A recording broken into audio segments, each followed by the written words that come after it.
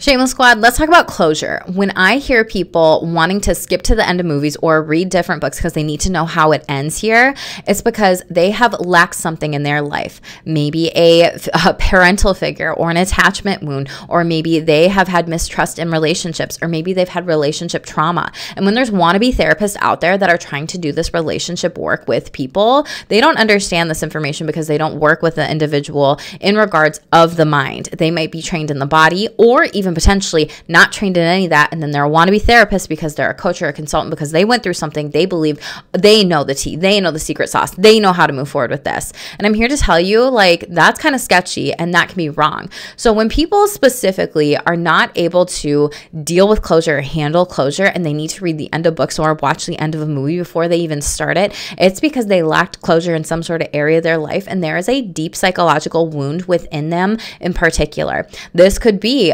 friendship breakups, grief and loss, trauma, abandonment wounds, people not showing up for them in life, dealing with inconsistent individuals, potentially also dealing with a lot of complex trauma or PTSD here.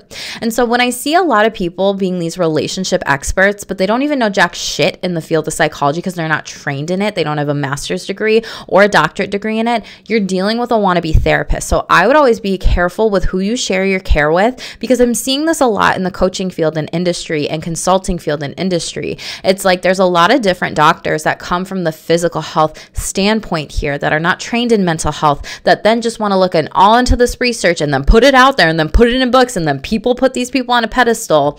If you know, people do that in the spiritual community too, of different doctors, and it's just like, this person isn't even staying in their effing lane here. And that's where things get very tricky overall, because you could be triggering someone's trauma here and then not know how to deal with that or how to move forward with that here overall. And then it becomes more of a therapeutic or therapy relationship, but you're not a fucking therapist because you didn't stay in your fucking lane. You open up a can of worms, and potentially that client or their mental health could be at a point where they potentially speak up for themselves, assert themselves, and they almost have conversations with you, but then you potentially get mad at them that they're not continuing with your programs or certain types of products or courses or whatever, because maybe you went too far and you didn't stay in your lane and you did something, said something that did more harm than good.